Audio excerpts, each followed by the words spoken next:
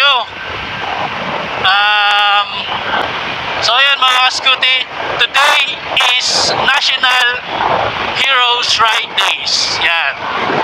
Kasama natin ang ating magigiting at malulupit na Highway Patrol Group.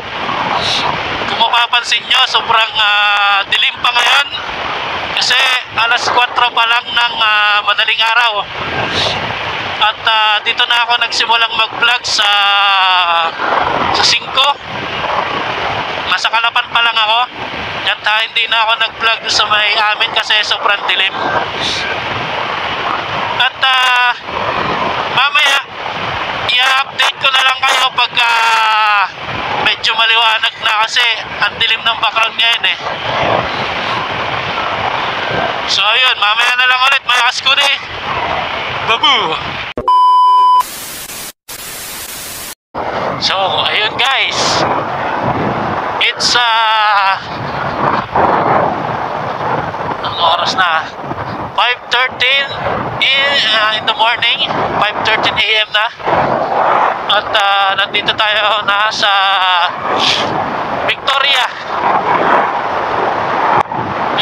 Oriental, Mindoro. At kung mapapansin nyo, dilim pa rin.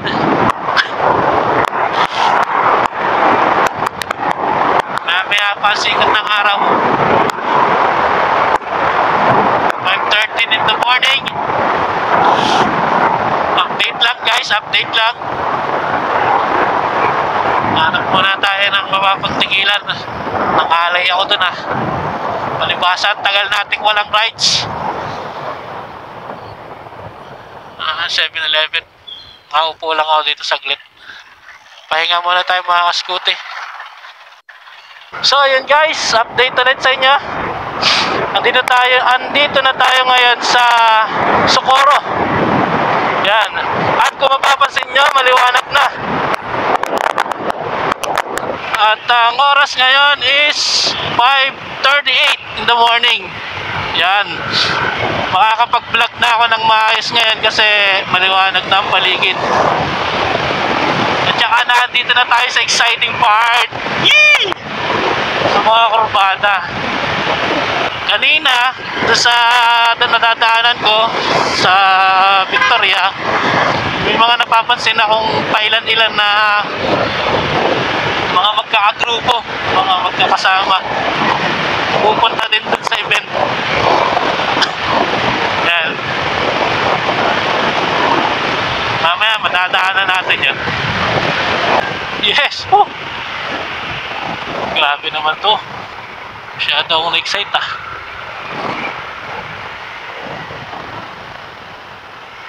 Yun.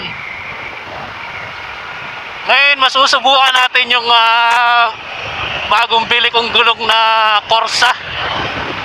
Ang aking gamit nga pala ngayon guys is si Corsa Platinum M5 dito sa aking NMAX. Sabi sa mga reviews, makapit daw ito. Titistingin natin ngayon. Ngayon nga pala guys, today is National Heroes Ride Days. Yan. Makikita nyo dyan sa aking screen yung picture ng yung logo ng National Heroes Ride Days. Kasama natin dyan ang ating magigiting na membro ng Highway Patrol Group, Mimaropa. Yan. Sa pamumuno ni Police Colonel si Madam Annie Mangele. Yan. Ito nga pala is Heroes Ride. Yan, Ride for a Cause. Ito yung sinasabi na nakapag-ride ka na, nakatulong ka pa sa mga kababayan nating mangyan, no? Yan yung mga tutulungan.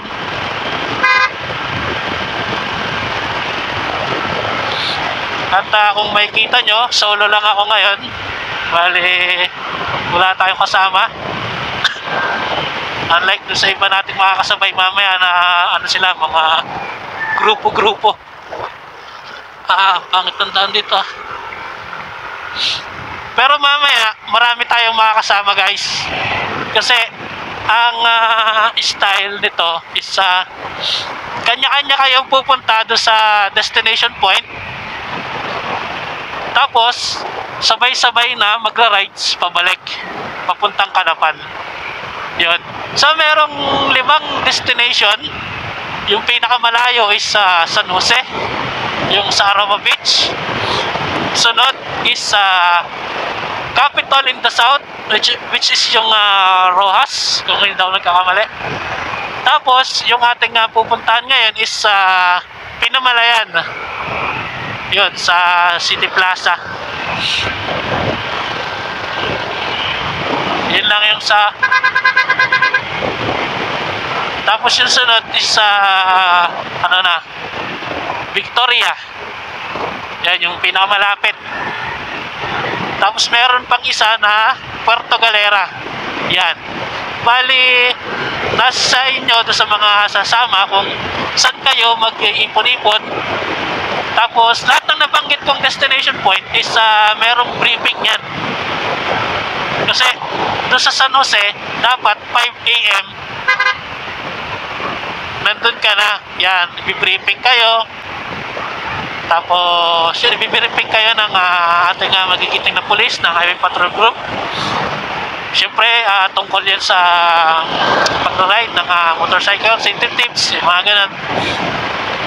Tapos, gear up. Tapos, sunod naman sa sa Rojas. Yan. Ganun ulit.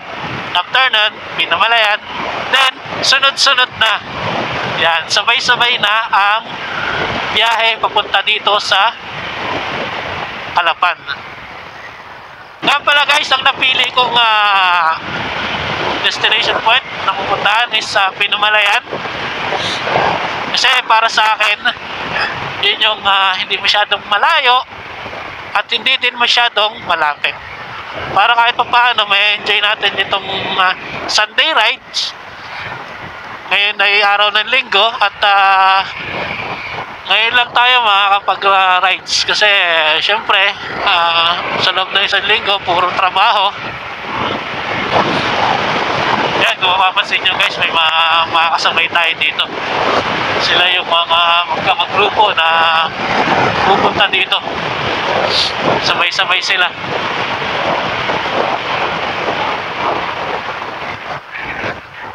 Yan o. Mga couple. Couple.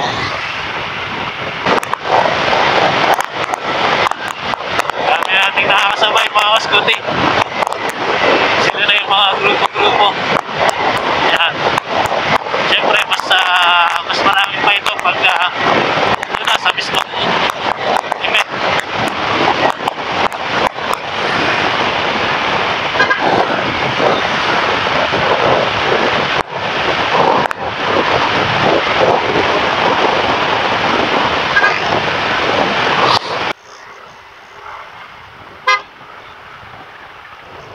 Pinamalayan. Yun o. Mga kaskuti, nandito na tayo sa event. Shit. So ayun na nga mga kaskuti at nakarating na din tayo sa ating exact location kung saan dito sa Pinamalayan. Siyempre, bago umpisahan ang event, kailangan natin magdasal at humingi ng gabay sa ating Panginoon upang maging ligtas ang lahat sa biyahe at maging successful ang lahat. Then, may konting lecture about sa safety riding tips from our HPG officials. Hindi ko na nga lang na-videohan, mga kaskuri.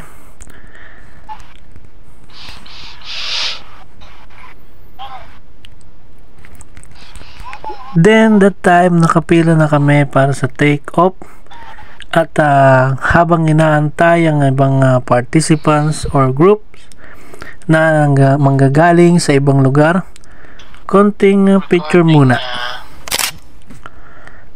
At that time, kalmado pa akong nag-aantay kasi akala ko okay na ang lahat. Yan, so yan guys, simula na.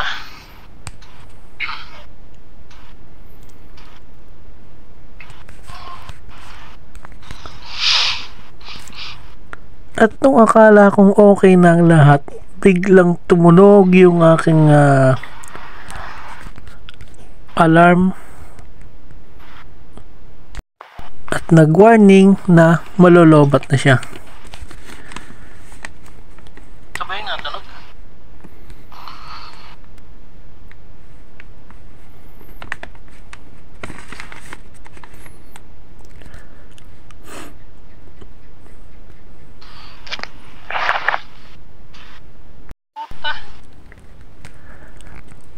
At yan na nga. Diyan sa part na yan, chinek ko ang aking cam kung yun na nga yung tumunog kanina. At medyo kabado na ako kasi akala ko okay nang lahat. Pero sa part nito, grabe. Hindi ko maipaliwanag yung nararamdaman ko kasi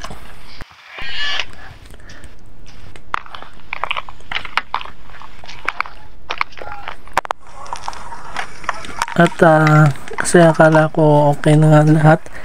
At then sobrang takot ko at kabado, paspas na akong magpalit ng battery sa part na yan.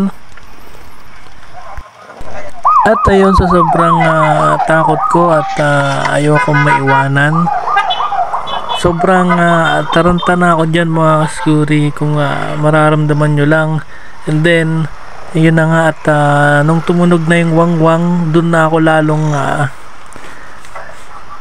nataranta. At habang nakikita ko yung aking mga kasamahan na nag-take off na at ako eto pa at naiiwan, grabe ang hirap sa pakiramdam to, kaya nakakataranta talaga. At yan na nga, bale unti-unti ko na rin natatanggap yung katotohanan na napapag-iwanan nila ako.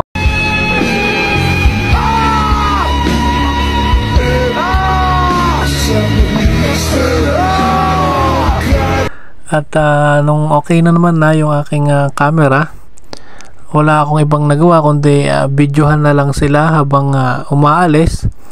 At ayan, pinapanood na lang sila.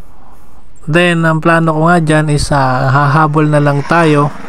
At sa huli, tsaka na lang ako dyan mag-vlog habang nakabuntot sa kanila. At yun, inintay kong maubos ang lahat. At chinek ko kung talagang nakalis na sila lahat. Then tsaka ako naging gear up, nagdali-dali, nagsuot ng gloves at nag-prepare ulit. Then chinek ko kung meron ba akong naiwan. At alam ko na ako na lang yung naiwan. At yan na, kung chinek ko ulit yung mga gamit ko kung meron ba akong naiwan or nalaglag. Then pas na, nagmamadali na si J-Scoot sa paghabol.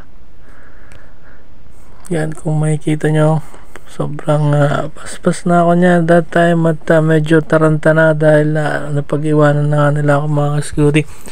Alam kong naramdaman na to ng iba, yung akala mong okay ka na, pero pagdating ng event, biglang lolo ko yung ating camera. Yan, so yun guys, at habol ako. Then ito yung ating part 1 sa ating Heroes Friday. Then abangan nyo yung aking susunod na upload mga kaskuti. At salamat sa mga nanood, sa mga nakasama ko hanggang sa dulo mga kaskuti.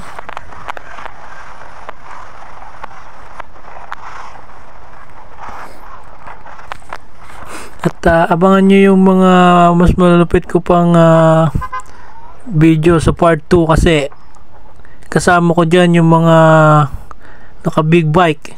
Sila yung mga kasabay ko sa highway, mga kaskuti. At grabe, basta panoodin nyo. This is your boy J Scoot. Cheese.